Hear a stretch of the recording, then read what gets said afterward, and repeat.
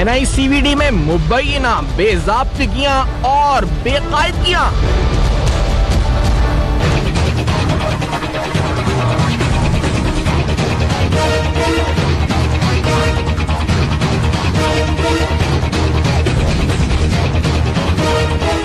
Contractor के हैरान कुन इंकिशाफात मंजरे आम पर। अस्सलाम वालेकुम। पस पर्दा हकायक सनसनीखेज इंकिशाफात प्रोग्राम बेनकाब में हुआ आपके साथ सैफान खान। एक इंतहाई अहम इदारा कराची शहर से जिसका ताल्लुक NICVD पूरे सिंध में इस वक्त इसकी ब्रांचेज हैं और मैं बजाते खुद इस इदारे का विजिट कर चुका हूँ। बिलखुसूस लाड़काना जब मैं रिसेंटली गया था इलेक्शन सी कवरेज के दौरान, तो वहाँ हमने जाकर इस इदारे की जो सहूलियात ये फराम करता है वो आवाम को भी दिखाई थी। और मैं खुद इस पर जो है अगर ये कहा जाए कि एक शहरी के तौर पर और एक सहाफ़ी के तौर पर भी उन सहूलियात को देखकर मुतासर हुआ था। लेकिन जब किसी इदारे में इस तरह की खबरें आती हैं कि वहाँ बेकायदगियाँ हो रही हैं या वहाँ बेज़ाब्तिगियाँ हो रही हैं, तो फिर हमें छानबीन करनी पड़ती है। और इस अहम तरीन कॉज में, क्योंकि ये तो एक ऐसा मामला है जिसके अंदर इस वक्त गरीब और बिलखुसूस कहा जाए तो हर आम आदमी और हर क्लास इस पर जो है इस वक्त इधर आती है और सहूलियात से जो है मुस्तफीद होती है। तो इस अहम तरीन इदारे में अगर बदउनवानी बेकायदगी हो रही है तो उसके पीछे क्या वजह है, उसके पीछे आखिरकार कौन है? आज के प्रोग्राम में हमने ये खोज लगाने की कोशिश की। और इसका स्टार्ट अगर आप करें इस वक्त, तो हम इस तरह कह सकते हैं कि आज से 2 साल कबल नैब की एक इंक्वायरी स्टार्ट हुई थी 2016 में। और अगर मैं इस वक्त स्पेसिफिकली जाऊं, क्योंकि 2016 में स्टार्ट हुई और ये इंक्वायरी फिर बंद हुई और फिर ये इंक्वायरी एक बार फिर से रीओपन या री इन्वेस्टिगेशन के फेज में आई। और अगर दस्तावेजी तौर पे आपको बताते चले तो 12 सितंबर 2018 को नैब की तरफ से खत लिखा गया NICVD को, जिसके अंदर कुछ अहम तफसीलात तलब की गई। इन अहम तफसीलात में नैब की तरफ से पूछा गया कि आप हमें स्ट्रक्चरल फॉर्मेशन ऑफ NICVD ये फराम करें, हमें the history of act under which NICVD works, किस एक्ट के तहत काम करता है इसकी तफसीलात फराम करें, year wise sanctioned strength and appointments made in different categories including regular, contractual, contingency and daily wages, यानी तमाम जो एम्प्लॉयमेंट हायरिंग हुई है उन तमाम की तफसीलात नैब ने तलब करी NICVD के मैनेजमेंट और आला ओहदेदारों से। उसके बाद details of appointment in different cadres during the last 10 years, पे स्ट्रक्चर के उनकी सैलरीज कितनी है, details of procurement including drugs, machinery, internal, external and third party audit reports of last 10 years. ये 10 साल का रिकॉर्ड नैब ने तलब किया। और ठीक 12 सितंबर से 2 दिन बाद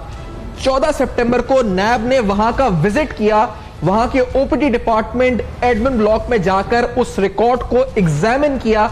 नैब कराची की तरफ से किया गया, जिसको बहुत से खबरों में रेड के तौर पर कहा गया और सिंध हुकूमत की तरफ से कहा गया कि दिस वाज नॉट रेड, ये एक विजिट था जिसके अंदर डेटा को एग्जामिन किया गया। लेकिन ये हम कह सकते हैं कि नैब ने इस फाइल को दोबारा खोल दिया। बहुत से लोगों ने हल्कों ने तरकीब की थी 2016 में जब बंद हुई थी। और एक लेटर आपको और दिखाता चलूं, क्योंकि जब ये बंद हुई थी तो ये ट्रांसफर हुई थी एंटी करप्शन एस्टैब्लिशमेंट सिंध को, और वहां के रिकॉर्ड के मुताबिक जो इंक्वायरीज और एंटी करप्शन एस्टैब्लिशमेंट का है, ये अप्रैल 2018 में एंटी करप्शन ने भी NICVD में इलीगल अपॉइंटमेंट्स की इंक्वायरी को बंद कर दिया था। और ये वो खत है जब ये ट्रांसफर हुआ था इस पर नैब से एंटी करप्शन की तरफ। तो ये अहम तरीन मामले का पस मंजर है जो आपके सामने रखा है। अब हुआ क्या है, हुआ ये कि असेंबली के फ्लोर पर भी आवाज उठी। नैब का विजिट हुआ, नैब ने खत लिखा, असेंबली के फ्लोर पर अगर आप आए तो आदिल शेख साहब पाकिस्तान तहरीक इंसाफ के अहम रुकन है, आज इस्लामाबाद में है, वो उस वक्त अहम तरीन मीटिंग्स में शायद इजलास में, लेकिन उन्होंने इस इजलास में असेंबली के पार्लियामेंट के सेशन में सिंध असेंबली के कुछ अहम बातें NICVD की हाईलाइट करी। वो क्या बातें थी ये जरा सुनते हैं पहले। एक डॉक्टर नदीम कमर साहब शायद 65 लाख रुपए, बड़े पैसे। अदीब रिजवी से बात की जाती है, अदीब रिजवी कितने पैसे ले रहा है? एदी की बात करते थे, एदी के पैसे लेता था। अरे भाई, ऐसे ह्यूमैनिटेरियंस पहली दफा देखे हमने। 65 लाख तनख्वाह ले रहा है, 65 लाख डॉक्टर तनख्वाह लेता है, एहसान भी कर रहे हैं हम पे। ये 65 लाख में मैं समझता हूं 15 मरीजों को और इलाज हो सकता है, 20 मरीजों को और महीने में इलाज हो सकता है। दूसरे नदीम कमर साहब वो 50 लाख तनख्वाह ले रहे हैं। तीसरा, ट्रस्ट बना दिया गया है NICVD ट्रस्ट, उसके लिए इश्तहार दिए जाते हैं सरकारी खजाने से, पैसे जाते हैं ट्रस्ट में। पूछे तो सही, पैसे जा रहे हैं ट्रस्ट में, इश्तहार दे रहा है सरकार। क्यों दे रहे हो इश्तहार? बगैर इश्तिहार के भी काम चल सकता है। जब काम होता है इश्तिहार की जरूरत नहीं पड़ती है। और वो ट्रस्ट का हमें बताया जाए। मैं क्वेश्चन भी डालूंगा, ट्रस्ट कहाँ है, कितने पैसे गए, कितने खर्च हुए, किसने इजाजत दी, क्यों बनाया गया। हैरान कुन नहीं है ये सारी बातें जो हरीम आदिल शेख साहब कह रहे हैं। 65 लाख तनख्वाह, और हमने भी जब जस्तजू करी, बेनकाब ने, हमारी टीम ने, तो हमने वो सैलरी स्लिप हासिल की जो सैलरी पेमेंट्स होती हैं उसमें नदीम रिजवी जो प्रोफेसर हैं, एग्जीक्यूटिव डायरेक्टर नदीम कमर साहब हैं, और दोनों मोतबर शख्सियात हैं। इसका मकसद डिफेम करना नहीं, लेकिन हलीम आदिल शेख साहब के अल्फाज ही कोट करते हुए 65 लाख, तो ये जो हमें सैलरी स्लिप मिली इसमें तकरीबन 62 लाख सैलरी इस वक्त नदीम कमर साहब की बनती है, और 45,85,000 जो इस वक्त उनके प्रोफेसर नदीम रिजवी हैं उनकी तनख्वाह बनती है। और यही बात हलीम आदिल शेख साहब जनाब ने इस वक्त इस सेशन के अंदर हाईलाइट करी।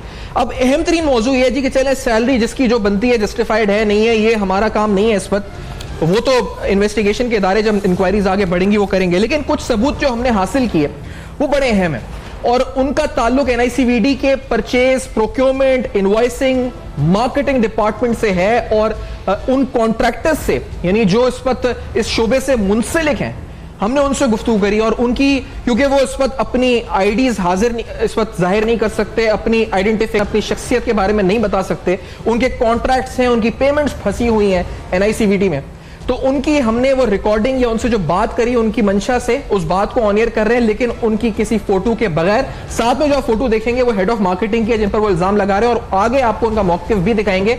लेकिन पहले देखते हैं कि कॉन्ट्रैक्टर आखिर अंदर के बारे में, अंदरूनी हालात के बारे में क्या बता रहे हैं।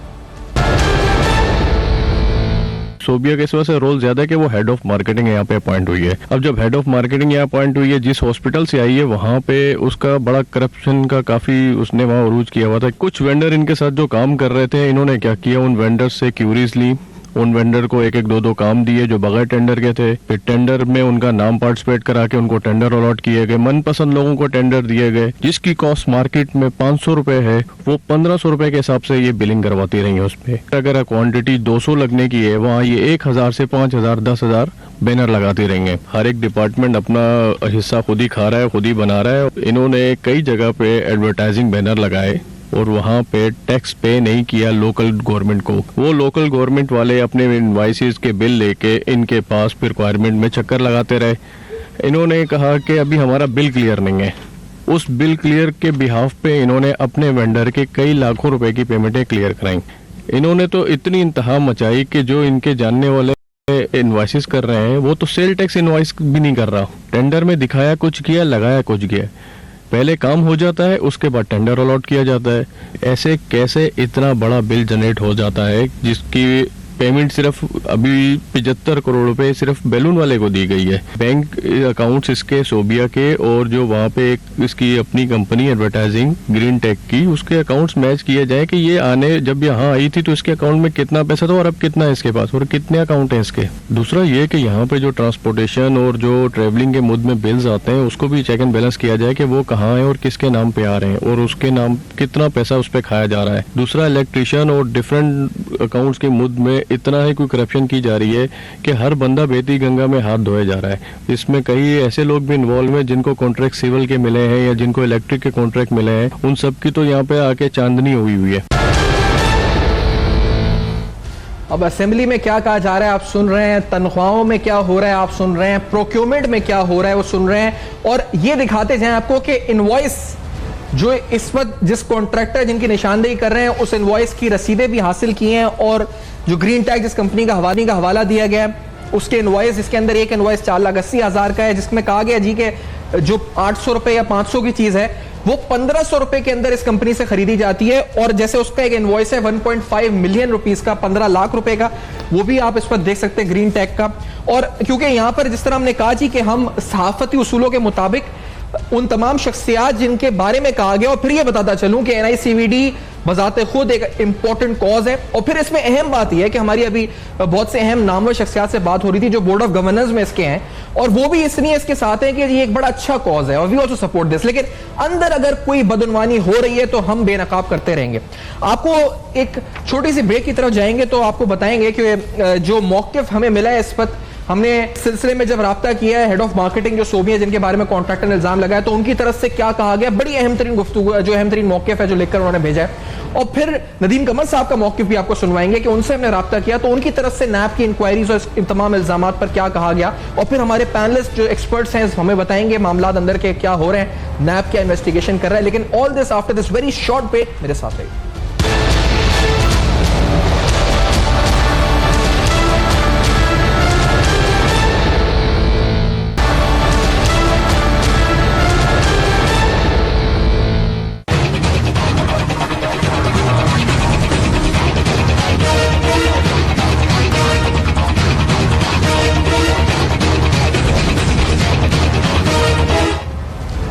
Welcome back. आप देख रहे हैं बेनकाब, जहां अहम तरीन इंकशाफात हो रहे हैं अहम तरीन दस्तावेजी सबूत के साथ, और आपको वो खुफिया रिकॉर्डिंग्स दिखा रहे हैं जो कॉन्ट्रैक्टर्स की हैं, जो बता रहे हैं कि एनआईसीवीडी के अंदरूनी मामला आखिरकार क्या है। It very very good cause, लेकिन अनफॉर्चुनेटली क्या इस वक्त एम्बेजलमेंट, बेकायदगियों की नजर हो चुका है। ये सवाल अपने पैनलिस्ट के सामने भी रखते हैं। और इससे पहले कि हम आगे बढ़े, मैं आपको इंट्रोड्यूस करता चलूं panelist. Brigadier retired Haris Nawaz साहब मेरे साथ मौजूद हैं, साबिक डायरेक्टर नैब हैं। हमारे साथ हमारे नुमाइंदे अब तक के शाह सलमान साहब मौजूद हैं, और हमें साहब मुजफ्फर साहब ज्वाइन कर रहे हैं लाहौर से। आप कानूनी मुशीर नैब के लाहौर से हमें ज्वाइन कर रहे हैं। इसके अलावा हमारी कोशिश होगी कि हम पिटिशनर्स और दीगर लोगों से भी आपको वक्तन फवक्तन राब्ता करके, लेकिन पहले इस पूरी सूरत हाल पे जब नदीम कमर साहब से हमने उनका मौक़िफ़ जाना तो उन्होंने अपना मौक़िफ़ दिया कि नैब की इंक्वायरीज, इन्वेस्टिगेशंस और बेकायदियों पे जो इत्तलात आ रही हैं वो उस पर क्या राय रखते हैं। हम पहले ये सुन लेते हैं सहाफ़ती उसूलों के मुताबिक जो उन्होंने हमें ऑफिशियली अपना प्रोफेशनल अपना मौक़िफ़ दिया, जवाब दिया। Let's hear this also. बड़े अफसोस की बात से कहना पड़ता है कि कुछ अनासर ऐसे हैं जो एडमिनिस्ट्रेशन के हर काम को जो है वो रोकने की कोशिश करते हैं, और इसी सिलसिले की एक कड़ी है कि हमारे पास जो है वो नैब की इंक्वायरी 2016 में हुई, और इस वक्त फिर एक और नैब की इंक्वायरी इनिशिएट हुई है। हम हर वक्त नैब के लिए ओपन होते हैं, हम हर वक्त तैयार हैं, हमारी सारी चीज़ें चेक की जाएं, हम हर वक्त ऑडिट के लिए तैयार हैं। तो हर वक्त ऑडिट के लिए तैयार हैं, बड़ी अच्छी बात है। और दूसरा अहम तरीन मौक़िफ़ जो आपको साउंड बाइट सुनवाई थी, जिसके अंदर कॉन्ट्रैक्टर ने मार्केटिंग की डायरेक्टर पे, हेड ऑफ मार्केटिंग पे इल्जाम लगाया, ग्रीन टेक कंपनी के हवाले से इनवॉइस आपको दिखा रहे थे, तो उनका मौक़िफ़ भी जो हमने इस पर उनसे मांगा तो उन्होंने हमें लिखकर व्हाट्सएप पे जो उन्होंने भेजा वो बड़ा अहम है, और वो नदीम कमर साहब के लिए बड़ा अहम है। सिंध हुकूमत के जो लोग इदारे जो उसको देख रहे हैं, इस वक्त सुपरवाइज कर रहे हैं, उनके लिए बड़ा अहम है, और नैब के लिए भी बड़ा अहम है इस वक्त है। और मैं अपने पैनलिस्ट के सामने भी इसी बात से शुरू करूंगा, क्योंकि इसमें लिखा है जी कि I am not authority for finalising और approving tenders are approved and looked after by procurement department, यानी एक डिपार्टमेंट है जो उसको देखता है। The head of procurement and procurement committee is responsible for approving and finalizing tenders. Advertisement and media plan are also finalized and approved by the executive director. The final authority is the executive director, यानी नदीम कमर साहब is the final authority। और लिखा है जी कि when I notified, ये सब में अहम बात ये कहती हैं खातून कि when I notified irregularities to acting executive director Nadeem Rizvi, I was sent on forced leave on September 1st, 2018, and till date I am on forced leave. I was mentally tortured and harassed by security personnel in civil clothes many times, और head of security का नाम उसमें लिखा है, और मैंने complain launch की है हेड ऑफ एचआर को। अब ये तो कहती हैं कि इरेगुलरिटीज हुई हैं, और ये तस्लीम कर रही हैं कि हाँ हुई हैं, और इनके ऊपर वालों ने इनसे करवाई इरेगुलरिटीज, इनका इसमें कोई इस वक्त जिम्मा नहीं है। हेड ने, प्रोक्योरमेंट कमेटी ने इस वक्त अप्रूव की, और वो कहती है कि जब मैंने नोटिफाई की तो मुझे फोर्स लीव पे भेज दिया गया। अब ये भी एक और अहम इंकशाफ सामने आ चुका है। ब्रिगेडियर हारिस नवाज साहब, आपसे पहले स्टार्ट करते हुए, सर ये तो अब पूरा पंडोरा बॉक्स है, डॉक्यूमेंट्स है, सारी चीजें, एनआईसीवीडी, क्या करना चाहिए नैब को फौरी तौर पे? देखिए, बेसिकली तो ये बहुत ही एक नोबल अदारा है, और हार्ट डिजीज़ को ये डील करते हैं। और मेरी तो इवन यहाँ इंफॉर्मेशन है कि जो प्राइवेट अच्छे हॉस्पिटल की जो वहाँ पर स्टंट डालते हैं वो सस्ते हैं और यहाँ पर महंगे हैं, जबकि ये कौमी अदारा है और इसको बहुत कम रेट्स इसके होने चाहिए। और जिस तरीके से एग्जेक्टिव्स के डायरेक्टर की सैलरी दें, I am shocked, I can't imagine. और मेरे ख्याल में अगर चीफ जस्टिस को ये पता चल जाए, इमीडिएटली उसको नोटिस भी इसके ऊपर ले लेंगे। सेकंड ये कि बड़ा ये ट्रांसपोर्ट आपके बोर्ड ऑफ ट्रस्टीज इसको चलाते हैं। एक तो उनकी बहुत बड़ी रिस्पॉन्सिबिलिटी है कि उनके अंदर से ही परचेजिंग कमेटी का बेसिकली को मेंबर, जब बोर्ड बनते हैं, रिस्पॉन्सिबिलिटी डेलीगेट की जाती हैं, तो उन्हीं में से कोई ना कोई परचेजिंग कमेटी का हेड होता है जिसको सारी चीज़ें करनी होती हैं, और बोर्ड में ला के डिस्कस की जाती हैं। तो मुझे जो समझ नहीं आ रही कि सिस्टम कैसे चल रहा है। और साथ ही साथ जो सिस्टम को वायलेट कर रहे हैं, आप टेंडर करते हैं उसके बाद अगर छोटी कंपनियों को देते हैं, कैसे पेमेंट करते हैं, कौन कौन इन्वॉल्व है, ये तो फॉर श्योर ग्रांटेड है कि डेफिनेटली इसमें घपले हो रहे हैं और ये बहुत डिटेल प्रोब इसको चाहिए। सर, वो तो खुद तस्लीम कर रही है कि इरेगुलरिटीज हैं और ये जो हेड ऑफ मार्केटिंग कह रही है कि हैं, और मैंने जब आगे बताया तो मुझे उल्टा फोर्स पे भेज दिया गया। अब पता नहीं ये अपना जिम्मा किसी पर डाल रही है या क्या कर रही है, लेकिन ये कह रही है इरेगुलरिटीज। लेकिन वो जो भी कह रही है, लेकिन अब इसके साथ क्योंकि नैब पहले इंक्वायरी कर रहा है, आई थिंक आपकी ये चैनल की वसासत है, ये इनको इन्फॉर्मेशन भी मिलेगी और फिर इनको डिटेल इंक्वायरी करनी चाहिए और ये देखेंगे ईयरली एलोकेशन कितनी है, स्पेंड कितना किया जाता है, कौन कौन हेड में स्पेंड किया जाता है और उसके बाद इसको कौन सैंक्शन करता है।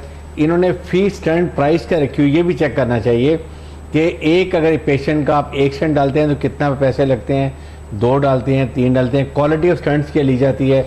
ये सबसे इंपॉर्टेंट चीज़ें हैं जो इसमें हार्ट डिजीज़ के अंदर होती हैं। और साथ ही साथ ये अगर एक 50-60 लाख रुपए एक डॉक्टर को आप एक महीने की सैलरी दे रहे हैं और वो भी सरकारी मुलाजिम जिनकी वैसे 1-1.5 लाख सैलरी होती है, तो ये तो एक बियॉन्ड कॉम्प्रिहेंशन है कि ये कैसे किया जाता है। और ये जरूर नैब को तो इन्हें कर रहे हैं, बट आई थिंक इसके ऊपर दूसरा आप नैब में रहे आला ओहदे पे, ये मुझे बताएं 12 तारीख को नैब खत लिखती है, 14 तारीख को 17 तारीख का डेट देती है नैब के, आप 17 तारीख तक दे दें और 14 तारीख को नैब वहां पहुंच जाती है और सिंध हुकूमत कहती है कि वो एग्जामिन करने आए हैं। खबरें आती हैं कि रेड हुई है। ये एग्जामिन और रेड में फर्क क्या होता है? और इतनी जल्दी नैब, यानी 12 तारीख को खत लिखा है, 17 को आपने जवाब मांगा है, 14 को आप वहां पहुंच जाते हैं, ये होता है इतना ज्यादा? नहीं, मेरे ख्याल में टाइम इसमें या तो इतना टाइम देना चाहिए, कम से कम उनको रिकॉर्ड सेट करने में, निकालने में, पुटअप करने में भी 1 हफ्ता 10 दिन लग जाते हैं, तो आपको टाइम तो नेशनल के साथ देना चाहिए। और रेड करने का मतलब ये होता है कि जब रेड करते हैं सारे रिकॉर्ड साथ लेके जाते हैं, उसको सील कर देते हैं ताकि कोई इस पर टेम्परिंग ना हो सके। एग्जामिन का मतलब है कि ऑफिस जाते हैं, बैठ के एग्जामिन को रिकॉर्ड करते हैं, फिर उनको वापस कर देते हैं। तो अब मुझे नहीं पता कि ये नैब ने कैसे किया है, लेकिन जनरली नैब जो वो जाके रेड करके रिकॉर्ड सील कर देते हैं और उसके बाद वो उसको चेक करते हैं डिटेल में कि अगर टेम्परिंग ना की हो, बाद में टाइम मिल जाए, रिकॉर्ड चेंज कर लिया जाए। तो मेरे ख्याल में इस वक्त नैब को चाहिए कि इस इंक्वायरी को एक्सपीडाइट करें। ये नेशनल लेवल की है और ज़रूर 10 साल की जो ऑडिट रिपोर्ट मांगी वो भी चेक करनी चाहिए और प्रोसीजर चेक करें कि इस पर पेपर रूल्स के मुताबिक किया जा रहा है, इसकी टेंडरिंग कैसे की जाती है, कौन कौन सी फॉर्म हैं जो शॉर्टलिस्ट की हुई हैं, उनकी क्रेडिबिलिटी क्या है, फिर उसके मार्केट में कंपैरिजन प्राइस देखें, बाजार में स्टैंड की प्राइस क्या है और जितने इक्विपमेंट है वो कैसे लिया जाता है, फिर आपको पता चलेगा और हम बहुत ज़्यादा चीज़ें इस पर निकलेंगी। आई थिंक इसको मैं तो यहाँ तक कहूँगा चीफ जस्टिस अगर ये प्रोग्राम के साथ में कहीं नज़र पड़ती है, उनको जरूर इस पर नोटिस लेना चाहिए। पंजाब में तो बहुत लोगों को पड़ा 14-15 लाख सैलरी के ऊपर, तो ये पैसा पूरा वापस जो एडिशनल पैसा अगर 40-40 लाख रुपए भी 2 से लिए जाते, 80 लाख रुपया 1 साल का, इसको मल्टीप्लाई 10 ईयर्स करें तो कितना अमाउंट बनेगा। That amount should be recovered and then again spend on poor patients. और फिर प्रोसीजर क्या है, अमीर लोगों के लिए जो साहिब हैसियत हैं और गरीब लोग, उनके लिए क्या प्रायोरिटी रखी, कितने % ट्रीटमेंट है जो गरीब लोगों का, कितने % है जो अमीर लोगों का। आई थिंक ये सारी चीजें चेक करके उसके बाद किसी ना किसी लाएमल। सही। अच्छा, ये जो बात है शाह सलमान साहब, आपके क्या इस पर इत्तलात, ये मामलात क्या है? क्योंकि ये जिस तरीके से हुआ है, ये जो बिलखुसूस खातून का मामला है, ये कहती है कि मैं फोर्स लीव पे भेज दी गई। जब मैंने मामलात को उठाया करप्शन के, खुद हेड ऑफ मार्केटिंग है। अच्छा, इल्जाम इन पर कॉन्ट्रैक्टर ने लगाया कि ये जो हमने जिससे गुफ्तगू की थी, कॉन्ट्रैक्टर ने, जिनका नाम जाहिर नहीं कर रहे हम, कि ग्रीन टेक नामी कंपनी से ये खरीदो फरोख्त करती थी और ये कहती है कि मैंने जब करप्शन हाईलाइट की, मैं जिम्मेदार नहीं हूं, एग्जीक्यूटिव डायरेक्टर और तमाम प्रोक्योरमेंट कमेटी ये करती है। तो ये फिर अब कौन है इस वजह में? ये सब मिले हुए हैं या फिर क्या कोई नहीं कर रहा? क्या हो रहा है? कौन सही है कौन गलत है? क्या हो रहा है अंदर? सिफान, जो पहले तो मैं क्लियर कर दूं कि जो नैब की रेड है जी, नैब सिर्फ 1 या 2 पिटिशंस को जो है वो इन्वेस्टिगेट नहीं कर रहा या एक री इन्वेस्टिगेशन नहीं कर रहा। मुख्तलिफ पिटिशनर्स मौजूद हैं जिन्होंने पिटिशंस की हैं करप्शन होने की, और लोगों को बहुत ज़्यादा फिक्र है कि इस कौमी इदारे के अंदर बड़े पैमाने पर करप्शन हो रही है। और जैसा हलीम आदिल शेख ने कहा कि क्या इसको लियाकत नेशनल जैसा बनाना चाह रहे हैं, बिल्कुल ऐसे ही लगता है कि एक इदारा जिसके लिए एक बड़ा ट्रस्ट बना दिया गया, उसमें नामी गिरामी कौमी हीरोज़ को भी शामिल किया गया, वो फंड जनरेट करने का बाइस बनते हैं और फंड आता है बड़ी तादाद में, और उस फंड के साथ जो बेदर्दी के साथ इस्तेमाल किया जा रहा है, आप पे स्केल देख सकते हैं। सिर्फ डॉक्टर्स का ही नहीं, यहाँ पर जो सपोर्टिंग स्टाफ है, सिक्योरिटी हो गया, दीगर हो गया, उनकी सैलरीज बहुत ज़्यादा है। और कितनी है बात मतलब आ गई कि जो डॉक्टर सूबिया है, हेड ऑफ मार्केटिंग है, इनका जो मौकिफ सामने आया है और इन्होंने जो नदीम रिजवी को जो है वो हिट किया है कि जी फोर्स लीव पे भेजा गया। तो मैं आपको बताऊं कि as a head of marketing इनके दफ्तर के अंदर गैर मुतल्लिका अफराद की मौजूदगी मुसलसल तशवीश का बाइस रही है सिक्योरिटी डिपार्टमेंट के लिए, और उनकी मौजूदगी सिर्फ इसलिए थी कि ग्रीन टेक जो मार्केटिंग जो इनका वेंडर है, उनको वेंडर बनाया खुद मोहतरमा डॉक्टर सूबिया ने। 10 लाख रुपए का अमाउंट देकर उनको एक काम दिया गया सप्लाई का, टेंडर नहीं हुआ, इश्तिहार नहीं हुआ, वो काम हो गया। 10 लाख रुपए का अमाउंट डॉक्टर सूबिया ने खुद दिया इस ग्रीन टेक कंपनी को, और ये यूएसबी फरोख्त करने वाले साहब हैं जो कि अब एक कौमी इदारे के बाकायदा वेंडर बन चुके हैं और उसको सप्लाई दे रहे होते हैं। और इन्हीं एक्टिविटीज की बुनियाद पर एक्टिंग डायरेक्टर थे जब रिजवी साहब, नदीम रिजवी साहब, तो उन्होंने इनको बाउंड किया कि आप अपनी मूवमेंट को, अपनी तमाम चीजों को रिपोर्ट करेंगी सिक्योरिटी हेड डार साहब को। अच्छा। और इन्होंने जो है वो रिफ्यूज किया अपने डायरेक्टर की डायरेक्टिव्स को, और जिसके ऊपर इनको फोर्स लीव पे भेजा गया। ये फोर्स लीव पे गई और उसके 10 से 15 दिन बाद जो है वो वापस नदीम कमर साहब ने आके चार्ज दिया, उनको रीअपॉइंट किया गया। तो ये वापस जो है वो अपने इदारे में आई हैं, अपने दफ्तर में आई हैं, और उन्होंने ये मौक़िफ़ इख्तियार किया कि एक्टिंग डायरेक्टर जो है वो किसी को भी फोर्स लीव पर नहीं भेज सकता, और इस बुनियाद पे ये अभी भी इदारे के अंदर मौजूद है बाकायदा तौर पर। और बुनियादी तौर पर 2 बड़ी कंपनीज जो है वो सप्लाई दे रही हैं। ACP सिस्टम जो है वो, उसका मैं बिल आपको बताऊं कि सितंबर में उसका बिल 1 अरब 76 करोड़ रुपए का बिल है। अच्छा। एक सप्लायर का बिल इतने बड़े अमाउंट का कैसे मुमकिन है? क्यों ये सप्लाई डिवाइड नहीं की गई? क्यों टेंडर्स मुख्तलिफ नहीं किए गए? तमाम के तमाम एक ही कंपनी से खरीदारी क्यों की जा रही है? इसका जवाब जो है वो नदीम रिजवी साहब बहुत अच्छा दे सकते हैं। और जो डॉक्टर सूबिया है, उनका मोटिव ये हमेशा रहा कि वो इक्विपमेंट्स, इंस्टेंट्स, बलून्स की जो सप्लाई है वो भी अपने हाथ में लें। ये इंटरनल एक क्लैश है बिटवीन अस के डॉक्टर सूबिया और डॉक्टर, ये ग्रुपिंग्स हैं। बिल्कुल ऐसे ही है कि अपने अपनी पार्टियों को नवाजने की। शाह साहब, ये तनख्वाहें कितनी है? यानी मैं तो हैरान हूं कि हेड की तनख्वाह देखे हुए, मिसाल के तौर पे अभी हम गुफ्तगू, यानी कि चौकीदार की तनख्वाह, बैरियर खोलने वाले की तनख्वाह बिल्कुल ऐसे ही है, हैरान कुन तौर पर। अच्छा, दे सिंध गवर्नमेंट रही है, क्योंकि एक बड़ा अहम नुकता है, हलीम साहब जब होंगे उनसे पूछेंगे ट्रस्ट के हवाले से। ये साथ है हलीम आदिल शेख साहब, हमारे साथ मौजूद है। हलीम आदिल शेख साहब, आपका बहुत शुक्रिया, आपने वक्त दिया, ज्वाइन किया। आप तक मेरी आवाज आ रही है हलीम साहब? जी आ रही है आवाज। हलीम साहब, ये जो अहम तरीन मामला है NICVD का, अब ये तो सुनकर वी आर शॉक्ड, तनख्वाहें सुनकर वी आर शॉक्ड, और फिर एक अहम नुकता है ट्रस्ट का। ये क्या माजरा है हलीम साहब? ये ट्रस्ट बनाकर पैसे हुकूमत दे रही है, ट्रस्ट को जा रहे हैं, कि क्या हो रहा है ये? हलीम साहब ये एक्सप्लेन करें प्लीज, क्या हो रहा है? अल्लाह माफ करे, दिल के मरीजों के नाम पर, बीमारों के नाम पर, मजबूरों के नाम पर ये बहुत बड़ा डाका डाला जा रहा है। NICVD, मैं भी असेंबली में बैठा, जो है NICVD। अगर इतनी करप्शन उसमें हो रही है, ये सिर्फ हाथी के दांत खाने की और दिखाने की और। ट्रस्ट बनाया इन्होंने, जी नदीम कमर ने, जो कि नवीद कमर का छोटा भाई है, उसका ब्लू आइट नदीम रिजवी, ट्रस्ट बनाया है NICVD ट्रस्ट। उसके अंदर डोनेशन आ रही है, उसका कोई हिसाब नहीं है, और ट्रस्ट के इश्तहारात दिए जा रहे हैं सरकारी पैसे से। ट्रस्ट का कोई ऑडिट नहीं, कुछ पता नहीं कहाँ पैसे जा रहे हैं, किस लिए जा रहे हैं, और उसके बाद ये 65 लाख एक तनख्वाह ले रहे हैं, छुट्टी पे होता है। उसके बाद वो यहाँ बेशक ना हो, दुनिया में घूम रहे हो, पीछे से जो कुछ एक्टिविटी होती, जो इलाज होता है प्राइवेट लोगों का, जो भी पैसों में होता है, उसका शेयर उनको जा रहा होता है। अभी 4 रोज पहले एक साहब ने स्टंट चलाए 12 लाख। ये लोग दुनिया को पागल बनाया हुआ है। फ्री इलाज नहीं होता। फ्री इलाज किसी का होता है, वो भी होता है, लेकिन अरबों रुपए खर्च होने के बावजूद ट्रस्ट एक बहुत बड़ी करप्शन है। कि ट्रस्ट उन्होंने बना दिया और ट्रस्ट का कुछ पता नहीं कि उसके पैसे कहाँ जा रहे हैं। अब देखिए, ये लियाकत नेशनल हॉस्पिटल बनाना चाह रहे हैं, ये इसको प्राइवेट करना चाह रहे हैं, ये इसके अंदर बहुत बड़ी, ये मैं समझता हूँ, अल्लाह माफ करे, बद्दुआ लगेगी इनको, इन मरीजों की, और ये जो पैसा खा रहे हैं इनकी बद्दुआ इनको लगने जा रही है। और ये बात करते हैं SIUT और NICVD को मिलाते हैं। अरे कहाँ अदीब रिजवी और कहाँ ये चोर? बड़ा फर्क है इनमें। अदीब रिजवी बनने के लिए कुर्बानी देनी पड़ती है, तो 65-70 लाख रुपए ले ही लिए जाते हैं। ऐसा ही उसी किधर मैच करा रहे हैं। अच्छा, ये एक बात, एक वजाहत, क्योंकि आप पार्लियामेंट में आपने उठाया और कुछ चीजें हमने कॉन्ट्रैक्टर से गुफ्तगू की, उनकी हमने वो भी सुनाई है। इस पर हेड ऑफ मार्केटिंग क्या हो रहा है, इनवॉइसेस के मामला दिखाएं, ये तमाम पैसा यानी सरकारी खर्च से जा रहा है। अगर 65 लाख तनख्वाह है। अच्छा, I to take a break. Haleem साहब आया और मैं इस ब्रेक के बाद कोशिश करेंगे जी, आप साथ हो हमारे।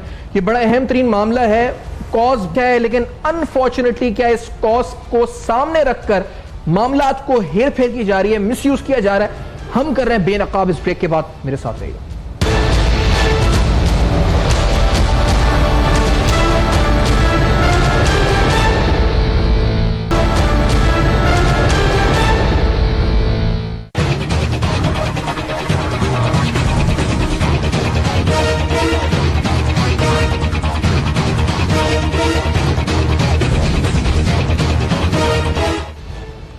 Welcome back. आप देख रहे हैं बेनकाब और आज का प्रोग्राम करते हुए यकीनी तौर पर इस वक्त अफसरदा दिल है कि एक अहम तरीन कॉज है। हम खुद नहीं चाहते इस वक्त जी के इस कॉज को बंद किया जाए, लेकिन इधर जो मामलात हो रहे हैं, जो इस वक्त एम्बेजलमेंट है, बेकायदियां हैं, उस पर नोटिस होना चाहिए। और ये अपने अगर खुद कोई कह रहा है कि हाँ हो रहे हैं, हमने बात की हेड ऑफ मार्केटिंग से, नैब अगर इन्वेस्टिगेट करके उन्हीं से पूछ ले, वो खुद कह रही है खातून चले उनका जिम्मेदार नहीं, तो वो किसी और पर तो जिम्मा दे रही है ना। वो कह रही है इरेगुलरिटीज हुई हैं और वो रसीदें, डॉक्यूमेंट्स भी आपको दिखा रहे हैं। और जब हम हासिल कर सकते हैं तो मेरा नहीं ख्याल के एहतसाब जो कर रहे हैं इदारे, उनके लिए मुश्किल होनी चाहिए जब हम हासिल कर सकते हैं 2 या 3 दिन की मेहनत के साथ। अच्छा, एक अमूमी राय है, क्योंकि हम वहां गए और हमने जाकर जब आवाम से बात करी, इससे पहले हम खुद लाड़काना गए, हमने आपको बताया अंदर जो सहूलियात मिल रही थी, मैंने खुद कहा कि मुतासर और हुआ। लेकिन जो दूसरी साइड है पिक्चर की, वो भी आपको दिखाते हैं, क्योंकि आज कराची में जब NICVT के बाहर हम गए, वहां एक आम शहरी का की क्या शिकायत थी इस वक्त इस अस्पताल से, वो भी आपको सुनवाते हैं। Let's hear this. जो गरीब आदमी होता है उसको तो बिल्कुल ही इस तरीके से समझते हैं जैसे दूध में से मक्खी निकाल के फेंक दिया हो। बेचारा गरीब किस टाइम भी चले जाए, उसको लाइन में कतार में खड़ा कर देंगे, रुक जाओ बैठो, अभी बोले उसकी आखिरी सांस चल रही है, उसको उस time on the spot treatment नहीं देंगे, उसको इंतजार करवाएंगे जब तक उसका दम निकल जाए। यहाँ पे मेरा ट्रीटमेंट, मेरे वाले का ट्रीटमेंट सही नहीं हुआ। जहाँ तक मेरे को लगता है कि ये लोग, बड़े लोग जो आते हैं ना, गरीबों का नहीं सुनते। जो बड़े बड़े लोग आते हैं उसकी सही तरह खातिरदारी कर दे, उसकी बात सुन दे, लेकिन जो गरीबों के लिए, जहाँ तक मेरे को लगता है गरीबों के लिए ये बिल्कुल नहीं बने हुए। ये बने हुए बस पैसों के लिए। अस्पताल जाते हैं, हमारे को लाइनों पे लगना पड़ता है, सारा दिन खड़े रहते हैं, और जो अमीर लोग हैं वो आगे अपना इलाज करवा के चले जाते हैं। इस करप्शन का ये मसला है, तो मेहरबानी, रिश्वतखोरी चल रही है, गरीब की कोई सहूलत नहीं है। आप सुन रहे थे इस वक्त आवाम की राय क्या है। एक दूसरी साइड भी है जो कुछ दिन पहले हमने कवर की थी, जिसके अंदर लोग तारीफें कर रहे थे, और एक ये भी है और हजरत शेख साहब कह रहे थे अभी कि ये जी आम आदमी जो है इस वक्त उसकी सहूलियात क्या मिल रही हैं, बड़ा अहम सवालात हैं इस वक्त। और मेरा ख्याल है कि अगर कुछ नहीं तो नैब ने दस्तावेजात तलब किए हैं ना, सिर्फ ये दस्तावेजात फराम कर दी जाए जी कि आपका कॉन्ट्रैक्ट क्या था, आप किस तरीके से आपने मतलब किस एक्ट के तहत आप काम कर रहे हैं, ट्रस्ट बनाइए तो किस कानून के तहत बनाइए, क्या कवानीन है इस पर जो आप इस पर जिनके तहत ये चल रहे हैं। अगर आपको बताया जी जो उन्होंने एग्जैक्टली चीजें मांगी हैं, structural formation, history and act, year wise sanction, strength and appointments, उसके अलावा जो पेमेंट्स हो रही हैं, सैलरीज हो रही हैं, टेंडर्स हो रहे हैं, उन तमाम चीजों की डिटेल्स मांगी हैं। अच्छा, एक अहम सवाल कानूनी तौर पर भी है और नैब के कवानीन को साहबजादा मुजफ्फर साहब बेहतर समझते हैं। साहब साहब, आपसे पूछना स्पेसिफिकली ये चाहूंगा कि ये एक केस है जिसके बारे में री इन्वेस्टिगेशन है, क्योंकि बहुत से खबरों में लिखा गया कि ये एक पहले हुई इंक्वायरी और री इन्वेस्टिगेशन हो रही है उसी तर्ज की। तो नैब पे कवानीन क्या करते हैं, अगर एक इंक्वायरी बंद हो जाए, नैब ट्रांसफर कर दे, एंटी करप्शन में चली जाए, फिर कंप्लेंट्स बहुत सारी हैं और फिर नैब उसको री इन्वेस्टिगेट करे, ये लॉज नैब के क्या कहते हैं इस बारे में मुजफ्फर साहब? शुक्रिया सुफियान भाई। देखें, नैब के लिए कोई ऐसी अगर कोई इंक्वायरी उस केस के ऊपर जितनी भी एविडेंस आती है और उसमें एविडेंस इतनी ज्यादा नहीं होती कि केस को आगे चलाए, तो क्लोज हो भी जाए तो उससे फर्क नहीं पड़ता अगर नई एविडेंस ऑनर हो जाए। तो ये जो सिलसिला आपने बता रहे हैं प्रोग्राम का, इसमें तो नैब के परव्यू में ये बेशक अगर इसका किसी स्टेज के ऊपर कोई चीज ना भी रेफर बैक किया, तो अब अगर स्टेज आ चुकी है तो नैब इसके ऊपर कॉग्निस लेता है और नैब इसके ऊपर काम भी करता है। ये तो उसका क्राइटेरिया है और ये इदारा बनाया इसी वजह से गया है कि देखिए आप जहाँ करप्शन है उसको ना सिर्फ आप उसको रोकें, उसकी अवेयरनेस भी है कि अगर कहीं पे महसूस हो रहा है, जिस तरह वहां पे इतने सारे कॉन्ट्रैक्ट्स दिए जा रहे हैं जिन कॉन्ट्रैक्ट्स के अंदर उनकी कैप ही नहीं की गई अमाउंट की। देखेंगे जहां पे भी कॉन्ट्रैक्ट दिए जाते हैं पेपर रूल्स के तहत उसकी लिमिट रखी जाती है, उसको बाइफरकेट किया जाता है, लेकिन इतनी। अच्छा मुजफ्फर साहब का राब्ता जब तक बहाल दोबारा होता है हम उनकी तरफ आएंगे दोबारा, लेकिन ये एक और इंपॉर्टेंट डॉक्यूमेंट है जो कि मिनट्स ऑफ द मीटिंग है 75th governing body meeting of NICVD जो जून 6, 2016 को हुई है। उसमें एम्प्लॉइज की तरफ से बिलखुसूस सवाल उठाया गया है। जो इनकी जो 75th मीटिंग थी of the board of governors, उसमें कहा गया जी कि there have been several lacuna due to concealment of information by the executive director of NICVD from respectable members. अब इसमें उन्होंने कुछ चीजें बोर्ड मीटिंग की छुपाई और यह खत चीफ मिनिस्टर सिंध को लिखा गया था 6 जून 2016 को by the employees of NICVD, जिसमें उन्होंने कहा गया था कि you are requested to look into this matter urgently and declare the said minutes of the meeting as null and void till disposal of the petition। तो अहम तरीन मामलात के ऊपर कंसीलमेंट ऑफ फैक्ट्स का इल्जाम लगाया गया था एग्जीक्यूटिव डायरेक्टर पर, जिसके बाद मेरे सामने जो इस वक्त सेक्शन ऑफिसर का इस वक्त एक खत है जो कि लिखा गया था नदीम कमर साहब को कि I am directed to refer to the subject matter and to state that an action that no action is to be taken on minutes of the governing board meeting of the NICVD held on 5th May 2016 till the minutes are endorsed confirmed by the next governing body meeting of NICVD। अब मसला ये है जी हारिस नवाज साहब, मैं अगर आपसे पहले पूछूं कि अंदरूनी मामलात बड़े खराब हैं, खतूत के तबादले, चीफ मिनिस्टर को खत, नैब में कंप्लेनेंट्स, सब अंदर जो है इस वक्त लोग उठ के बता रहे हैं, विसल ब्लोअर्स बन रहे हैं, आगे बता रहे हैं मामलात, हमसे भी राब्ते किए, बहुत से लोग नैब अप्रोच कर रहे हैं। अब क्या होगा कॉम्प्रिहेंसिव अप्रोच आपकी नजर में इसके खिलाफ? देखें, एक तो बात ये थी कि वैसे भी हेल्थ सेक्रेटरी हैं, हेल्थ मिनिस्टर हैं प्रोविंशियल, उनको भी इसका कॉग्निशन लेना चाहिए था, उनको चेक करना चाहिए था। They are responsible for it and they are the minister for the chief minister of province of Sindh, उनको सारी ड्रिल लेनी चाहिए थी और जितनी कंप्लेंट गई हैं। लेकिन मेरे ख्याल में इसका सबसे बेहतर है कि अगर नैब इसको एक्शन ले रहा है तो नैब को इसको एक्सपेडाइट करना चाहिए, पूरी डिटेल लेनी चाहिए 10 साल का इसका फ्रॉजिंग या ऑडिट करें, इसका चेक करें कि इसका क्या सिस्टम है। इनके लोग अपॉइंटमेंट जो की जाती हैं लाइक एग्जीक्यूटिव डायरेक्टर हैं, डायरेक्टर मार्केटिंग है और जितने लोग हैं उनको कैसे लगाया जाता है, क्या सिस्टम है, कैसे एडवर्टाइज करते हैं, कौन इनकी जो उसमें कवायद जवाबत होते हैं वो कौन फिक्स करता है। आप एक लफ्ज़ कह रहे थे जुल्म हो रहा है ये अभी आप, I mean it is criminal action. जिस तरीके से ये पैसा आता है और ये बेसिकली पैसा गरीब लोगों के लिए, ये गवर्नमेंट हॉस्पिटल में ज़्यादा लोग गरीब आते हैं और आपके सामने वो कंप्लेंट कर रहे हैं, उनको लाइन में लगा दिया जाता है। मीन पेशेंट चाहे वो अमीर हो गरीब हो वो एक ही उसकी वैल्यू है, इसलिए कि उसको डिजीज़ एक है और डॉक्टर्स के लिए कोई ये नहीं है प्रायोरिटी की अमीर है गरीब है, ये जो भी है वो पेशेंट है उनका, ये एक बहुत ही जो है वो सेक्रेट जॉब है। लेकिन सर ये भी तो एक हकीकत है कि नैब ने अगर 1 साल करी इंक्वायरी और उसके बाद एंटी करप्शन ने भी करी कई महीने, और एंटी करप्शन के भी हमारे जराये से बात हुई, वो कहते हैं हमें कुछ नहीं मिला तो हमने बंद कर दिया अप्रैल में। तो फिर सर यानी कुछ हासिल शवाहिद नहीं ठोस मिले, अब दोबारा स्टार्ट कर रहे हैं। तो 2-3 साल अभी आपने सुना नदीम कमर साहब ने कहा, उनका मौकिफ यही है कि पहले भी हुई है फिर कर लें, आ जाए शौक पूरा कर लें, हमारे पास कुछ होगा हम दे देंगे जो हमारे डॉक्यूमेंट। इसी तरह कॉन्फिडेंस से कहा जाता है, लेकिन अगर डिटेल इंक्वायरी होगी उस वक्त हो सकता है कि किसी ने डिटेल में ना की हो, लेकिन अब जितना शोर मचा हुआ है और जिस तरीके से अब आपने भी एडवर्टाइज ये बात टीवी पे लाकर एक्सप्लोर किया इनकी सारी शॉर्ट कमिंग, तो अब अगर इंक्वायरी हो जैसे हो रही है तो आई एम श्योर इससे बहुत निकलेंगे। और सिंध का नैब बहुत कॉम्पिटेंट अदारा है, मैंने देखा है कि बहुत अच्छे इन्होंने काम किए हैं, सिर्फ ओवरवर्कड हैं जो कि इन्हें प्रायोरिटाइज करना चाहिए कि छोटे केसेस जो हैं वो एंटी करप्शन को FI को दें और बड़े मेगा करप्शन में लें। और ये मेगा करप्शन का केस है, एक अगर वेंडर को 1 अरब 70 करोड़ रुपए की पेमेंट हुई है जी, तो ये तो इमीडिएटली इस पर रेड अलर्ट होना चाहिए, टेक्निकल खड़े होने चाहिए, क्वेश्चन मार्क होने चाहिए।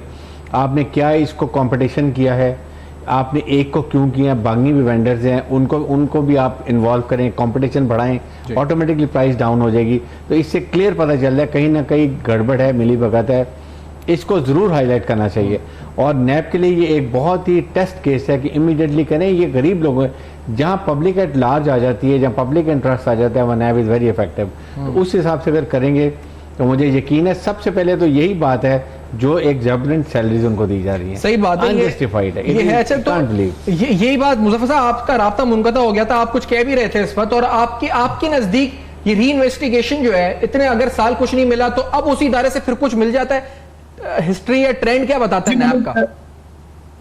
मैंने सुफियान भाई बताया ना कि ये इस इदारे में ये अगर इन केस अगर कोई एविडेंस नहीं आती, वो क्लोज हो भी जाता है, अगर कोई एविडेंस फ्रेश आ जाती है तो इरेगुलरिटीज आ जाती है, जितना इंक्वायरीज होती हैं और आपको पता है कि मुल्जमान की फुल कोशिश होती है कि जी कम से कम रिकॉर्ड दिया जाए महकमे को और जो इरेगुलरिटीज है उसको छुपाया जाए।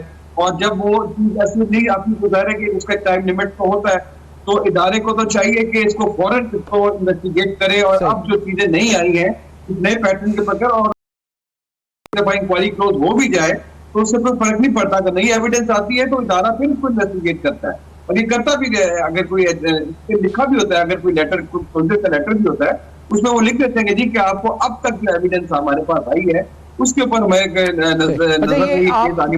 हम कोशिश करेंगे वीडियो भी आपकी बहाल हो। शाह सलमान साहब, ये आपने सुना है इस पर जो नदीम कमर साहब ने कहा, अभी हारिस साहब ने पूछा, वो ही इज कॉन्फिडेंट, वो कह रहे हैं हाँ आप पूछिए, हम पहले भी कर चुके हैं, तो पहले कुछ नहीं मिला तो अब क्या मिलेगा नैब को, हम क्या इस वक्त उम्मीद रखें? देखिए, जब नैब की टीम अंदर जाती है अकाउंट सेक्शन के अंदर तो मैक्सिमम कोशिश पता है क्या की जाती है कि मैक्सिमम जो डॉक्यूमेंट्स हैं, बुक्स ऑफ अकाउंट्स हैं, वो सारी की सारी नैब के ऑफिसर्स के हवाले कर दी जाए। इसमें दो चीजें होती हैं, एक तो इन्वेस्टिगेशन ऑफिसर कंफ्यूज होता है, उसको टाइम लगता है, बहुत लेंथी डॉक्यूमेंट्स हो जाते हैं, बड़ी तादाद में जाते हैं, और दूसरा फायदा ये करप्ट माफिया ये उठाती है कि उनके पास एक जवाब आ जाता है कि तमाम रिकॉर्ड नैब ले गई है और काम से बचने के लिए, पैसा तो चोरी हो ही रहा होता है, काम से बचने के लिए भी मैक्सिमम बुक्स ऑफ अकाउंट्स और लेजर्स वगैरह तमाम के तमाम जो है वो नैब को खुद ही हवाले किए जाते हैं, छुपाए नहीं जाते। छुपाने वाली चीजें तो उसी वक्त छुपा ली जाती है जब इन्होंने करप्शन करनी होती है, यानी बगैर टेंडर के आप काम करवा लेते हैं। एक मैं बताऊं कि इन्होंने डोनेशन कैंपेन के लिए जो है वो एडवर्टाइज करना था, डोनेशन कैंपेन के लिए एडवर्टाइज करना था, इन्होंने वो डॉक्यूमेंट्री बनवाई है, उसकी जो एस्टिमेट इन्होंने लिया वो 30 लाख रुपए का एस्टिमेट था, लेकिन उसको रिफ्यूज कर दिया कि जी इसके पास एक्सपर्टी नहीं है, और उससे ज्यादा अमाउंट के अंदर जो है वो डोनेशन कलेक्ट करने के लिए एक डॉक्यूमेंट्री बनाई गई और मुख्तलिफ टीवी चैनल्स पे चली। सिफान, हैरान कुन बात है कि वो डॉक्यूमेंट्री ऐसी थी कि मैं अगर अपने कैमरामैन के साथ जाऊं, मैं 60-70 हज़ार रुपए का तनख्वाह लेने वाला फर्द 3 दिन के अंदर वो डॉक्यूमेंट्री कंप्लीट और बहुत अच्छी, बहुत कंप्रिहेंसिव बना के वेलफेयर करने वाले इस इदारे को अपनी खिदमात के तौर पर पेश कर सकता था। 30 लाख। लेकिन ऐसे लोग भी मौजूद हैं, ऐसे प्रोडक्शन हाउसेस भी मौजूद हैं जो वॉलंटरली ये काम करने को तैयार हैं इस बड़े इदारे के लिए, लेकिन इतनी बड़ी अमाउंट जो है वो सिर्फ एक डॉक्यूमेंट्री बनाने के लिए खर्च की गई, और उसमें भी वही बेकादगी और बेज़ाब्तगी कि कोई टेंडर नहीं, काम हो गया, बेनामी बिल ले लिया गया, और उसके बाद जो है वो तमाम बिलिंग जो है वो एक अपनी मखसूस कंपनी के जरिए पुटअप करा दी गई। इन्होंने अपनी ब्रांडिंग करवाई, जो यूनिट, मोबाइल यूनिट लगाए, 6x3 का पैनाफ्लेक्स है, 13 रुपए स्क्वायर फीट का पैनाफ्लेक्स, तकरीबन 450 से 450 के दरमियान जो है वो उसकी फिक्सिंग वगैरह तमाम हो जाती है। 500 रुपए लगा लिया जाए साहब, 1500 रुपए का एक पैनाफ्लेक्स इन्होंने रोड के ऊपर लगाया है। 13 रुपए जो रेट है वो स्टैंडर्ड रेट है, और अगर आप इसको कंपटीशन पे लेके जाएं, बिट मांग लें, टेंडर करें, तो ये रेट जो मजीद 9 रुपए तक आ जाता है। यानी जब इलेक्शन चल रहे थे तो मैंने इस पर एक रिपोर्ट की थी, बाकायदा 9 रुपए स्क्वायर फीट जो पैनाफ्लेक्स मौजूद था, मार्केट के अंदर प्राइस मौजूद थी, लेकिन 1500 रुपए का एक फ्लैक्स जो है वो लगाया गया शहर की सड़कों के ऊपर। उस पैसे का बेदरेग इस्तेमाल किया गया जो लोगों ने फलाही काम के लिए डोनेशन के तौर पर दिया, और उस ग्रांट का भी जो सिंध गवर्नमेंट से लेते हैं, हर क्वार्टर पे ग्रांट लेते हैं, ये हर क्वार्टर पे ग्रांट आती है, और एक ही मखसूस वेंडर को, एक ही मखसूस सप्लायर को पूरी ग्रांट नवाज दी जाती है। वाकईतन जैसे हारिस नवाज साहब ने कहा कि इस पे जो है वो सीजे को नोटिस लेना चाहिए कि एक बड़ा कौमी इदारा जो सर्व कर रहा है, आप जाए बहुत प्रेशर होता है, बड़ी तादाद में बड़ी अहम बात मौजूद होते हैं, लेकिन ये कि नोटिस होना चाहिए, नोटिस होना चाहिए। वक्त इख्तिताम पर पहुंच चुका है, तो आपका भी और सौदा मुजफ्फर साहब ने अहम तरीन मौजू पे गुफ्तगू की, ज्वाइन किया, हलीम आदिल शेख साहब ने ज्वाइन किया, तो मामला मेरे ख्याल से सिर्फ ये है जी इस वक्त, क्योंकि हम जब राब्ता कर रहे थे, हमने इस पूरे प्रोग्राम में जब हमने मुख्तलिफ शख्सियात से राब्ता किया जो बोर्ड ऑफ ट्रस्टीज में है या बोर्ड ऑफ गवर्नेंस में, या वो जो अपोजिशन में भी हैं, तो वो कहते हैं जी कि it's a very good cause, और I also agree with this, it's a very very good cause. लेकिन अगर गुड कॉज है तो इसका मतलब ये नहीं है जी कि आप ग्रांट्स, आप मिलने वाली एड या फंड्स के अंदर एम्बेजलमेंट करें मुबैना तौर पर, हम इल्जाम नहीं लगा रहे, आपके कॉन्ट्रैक्टर्स इल्जाम लगा रहे हैं, आपके हेड ऑफ मार्केटिंग खुद कह रहे हैं कि ऐसा हो रहा है और उन्हें निकाल दिया जाता है, या इस पर डॉक्यूमेंट्स और नैब की जो इस पर इन्वेस्टिगेशंस हैं वो कुछ कह रही हैं? तो बड़े अहम सवालात हैं जिनके जवाब जो इस वक्त हमें चाहिए और जो इस वक्त हल तलब मसाइल हैं, इस अहम तरीन और गुड कॉज को आखिरकार इसके ऑपरेशंस को भी गुड होना चाहिए। और इसी नोट पे वाइंड अप करते हुए फीडबैक आप लिख सकते हैं फेसबुक, ईमेल और ट्विटर पर। देखते रहेगा, अब तक अपना बहुत ख्याल रखिएगा।